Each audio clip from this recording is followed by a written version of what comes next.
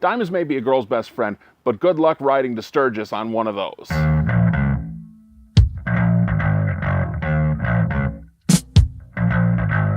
Hey kids, JD here. On Facebook, one of my friends asked me for some tips because they're interested in learning riding. I thought this is a pretty good idea and it's something that other people can use. So why don't we just go ahead and make a quick video on it? So why don't we make a quick video on it? Here we are. Go ahead, hit the subscribe button wherever you are before we get started.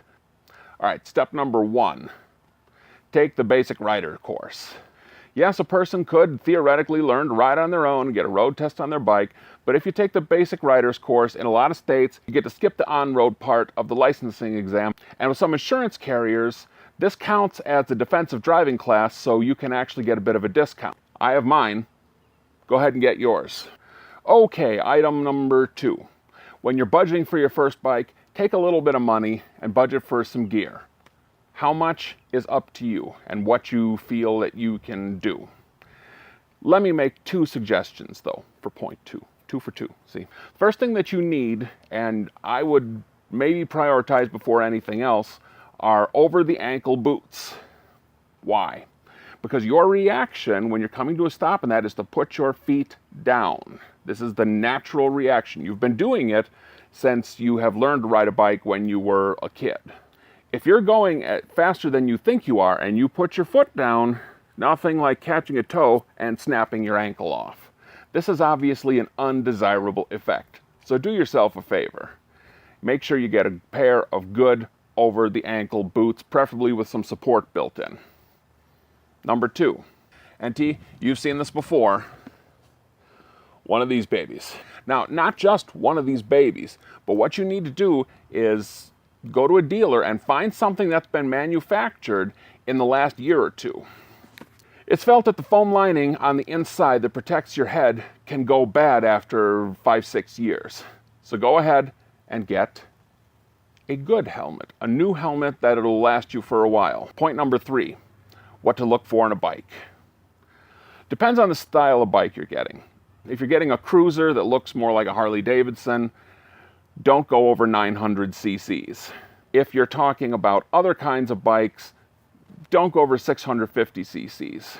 Do not get a super sport or a sport bike for your first bike. You don't need it.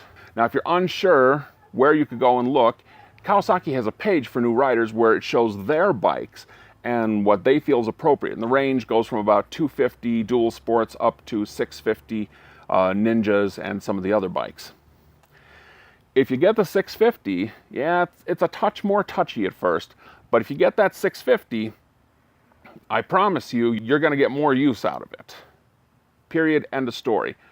If you get the smaller bikes, you're going to outgrow them fairly fast.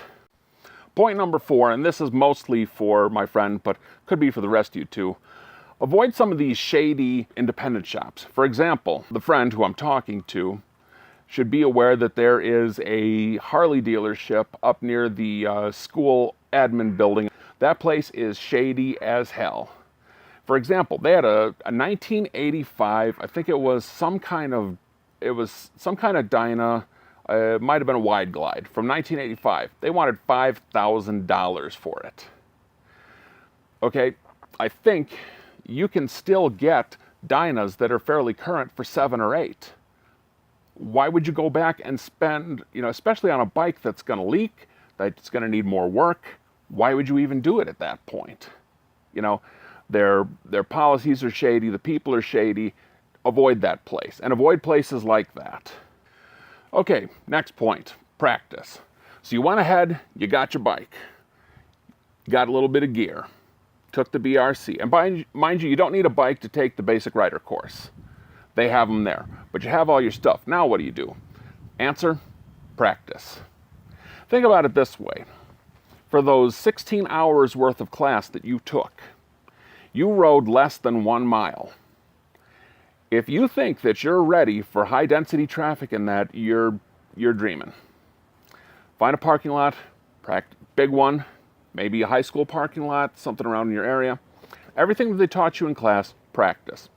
When you're done with that, there's another thing you need to practice that they don't talk about very much, and that is freeway. freeway speeds. Thankfully, you're in an area where this works pretty well, and I'm addressing that friend. So what you're going to do is you're going to enter the freeway at one exit, and you're going to ride to another exit. You're not going to do anything fancy. You're just going to take a straight line to your next exit. At that point, you can either turn around and go back the other way, or if there's a parallel road and maybe you need to decompress for a second or two, take that. Ninja edit complete. That way you're practicing merging, exits, entering the freeway. It'll tell you real fast if the freeway is a place you want to ride or not.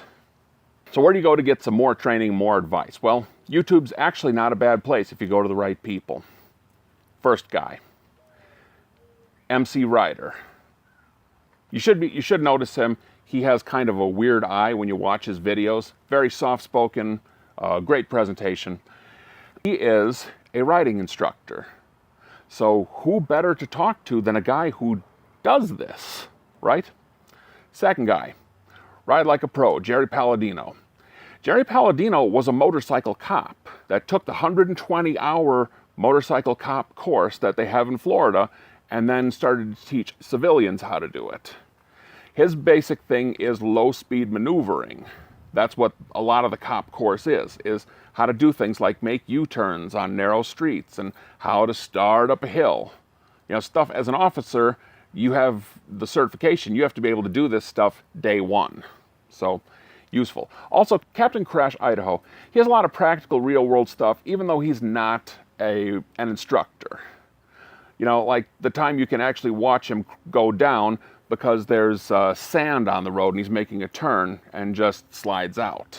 I mean, that's important to know, isn't it? Follow the law at all times, especially speed laws.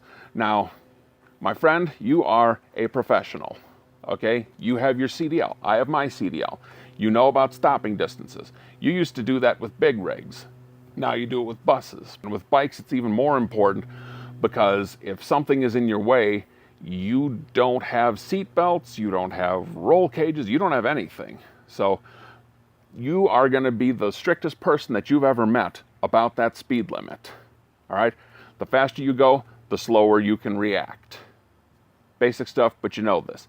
This also follows for every other law. You're not going to, when you have those yellow lights that are, you see a yellow light and it's going red, you're not going to be the person that tries to speed through the intersection. And the reason for that is because left-hand turns is still where most of the accidents with other vehicles happen. You're going to be the person that stops. So make sure you do that. Which leads to another point. You no longer have the right of way. All right? People can't see your bus that's 11 feet tall. How are they going to see you? All right? People didn't see your truck, which was 53 feet long. How the hell are they going to see you? Yes, technically you have the right of way. But you know what's even better than the right of way? Breathing without a machine. Wiping your own ass. That one's kind of nice too. I mean, that's just me though. You do what you like. All right, this one's going to kind of contradict, but I think you'll see what I'm saying. If it's a choice between the law and your life, choose your life. Okay, wait a minute. What does that even mean? An example is someone I know was telling me they were driving down the interstate. I can't remember exactly where, but they were behind a truck, and this truck was starting to shed road snakes. So for those of you that don't know, that means pieces of the tires in the process of disintegration. It's losing pieces. It's about to depressurize and go flying out the back. He was behind that truck. He needed to get the hell out of there. So what did he do? He sped around the thing. Okay, save his life. Cop picked him up. And he explained to the cop, look, the thing is shedding road snakes. I can't be behind it in case it kills me. Can't do it. I had to pass. I had to get past the guy as fast as I could. The cop gave him a warning. You know, don't do that. But if it's a choice, wouldn't you rather take the ticket? Go fight it in court. Go grab the pieces of the tire snake and say, look, this is what the thing was flinging at my head. I can't stay back there. It's not safe. So always choose your own life. And finally, most important point, subscribe to this channel and watch the videos. I think we're getting to the point where pretty soon I will no longer be between bikes. I will be actually having again, and then things are going to go crazy around here. Not they aren't already, but you know what I mean. So make sure you stay tuned and watch all the videos. Buddy, hope this helped you. Everyone else, hope it helps you. Catch you next time.